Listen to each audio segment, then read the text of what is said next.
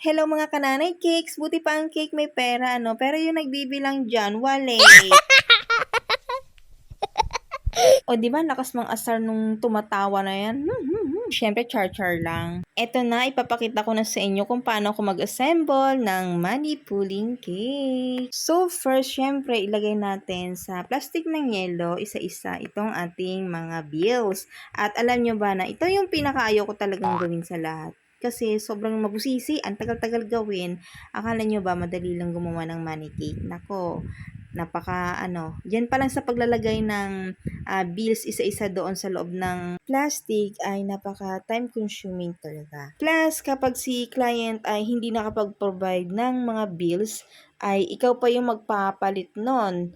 Katulad dito sa amin, malayo yung bangko. So, nahirapan ako magpapalit ng bills kasi bawat tindahan dito sa amin is iikutin ko pa para lang makapagpapalit ng mga bills na kailangan ko. So, 'di ba? Ang hirap. So, syempre pag ganon, pag ako yung nagpapalit ng bills nyo, may charge yun. Pero yung inaalaw ko lang sa ganon is kapag yung mga malalayo yung mga kliyente, yung hindi caring pumunta dito sa aming location. Kasi dito po kami located sa Pinagbuhatan, Pasig. Sa mga gustong umorder dyan na taga Pasig at saka Tagig. Taytay, hello, kainta. PM lang po kayo sa akin dito sa page. So, ayun, masyado na akong maraming sinasabi na wala na tayo doon sa ating video na pera. Masyadong mabilis ito dahil syempre naka-time-lapse lang tayo kasi kung hindi ko yung gagawin ako, hindi abutan tayo ng siyam-siyam dito. Tapos, ayun, gagawa na tayo ng fondant details at kailangan ko ng black kaso naubusan na naman ako ng food color na black. So, ayan, gagawa na lang. Mag-mix na lang ako ng tatlong kulay para ma-achieve natin yung black. So, naituro ko na ito before. Hanapin nyo na lang doon sa ating video. Pero, take note po na tatlong kulay po ang kailangan para ma-achieve natin yung black. At isa pang tip, ito po ay no need to rest. Yes, instant black po iyan. Dahil alam nyo po ba na kapag dark color ang i-apply mo sa fondant, ay kailangan mo pang i-rest yan overnight to achieve mo yung color na black or red. So, ayan lang naman yung mahirap ikulay sa ating fondant, yung mga dark color na yan. O, diba? Another tip na naman yan. So, kapag tumambay ka talaga dito sa aking page, marami kang matututunan. Especially kung ikaw ay newbie baker. Alam nyo ba guys, ako nga hindi naman ako magaling talaga sa paggawa ng cake at saka pagpo-fondant. Kumukuha lang din ako ng mga ideya mula sa mga kapwa ko ring baker. Nanonood ako ng mga videos nila.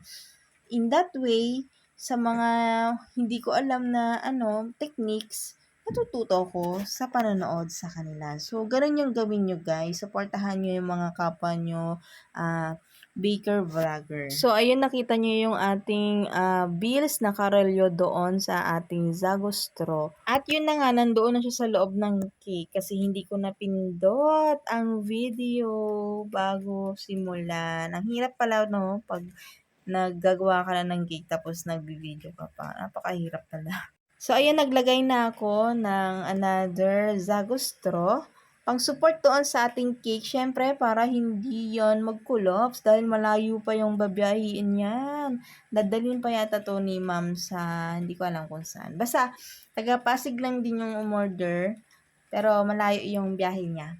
Hello, Ma'am Jane! Suki Cakes na namin yung umorder pala nito. Kaya, ayan, shout out natin si Ma'am Jane Erenyo. Thank you po, ma'am, sa palaging pag-order. So, ayan, moist chocolate cake ang flavor ng ating cake. And then, ang frosting niya ay mocha. Yan, guys, o, tingnan nyo. May technique ako dito para lalo kong mapa-brown. Kasi brown yung yung inspo ni ma'am. So, gagayahin natin yung kulay ng sinandyang cake. So, nakukulangan ako sa kulay ng pagka-brown nitong ating frosting. So, ayan, gumawa ako ng brown. At ang ginamit ko lang dyan na kulay ay dalawa lang. Green and then red. So, ganyan pala yung tamang pag-mix ng food color, guys. Huwag yung kaagad i-ano niyo muna, ihaluin niyo muna kaunti. Lalo na kapag chef master yung gamit nyo, haluin nyo muna para yung buo-buo ay madurog. Tapos saka nyo i-distribute ngayon doon sa buong icing.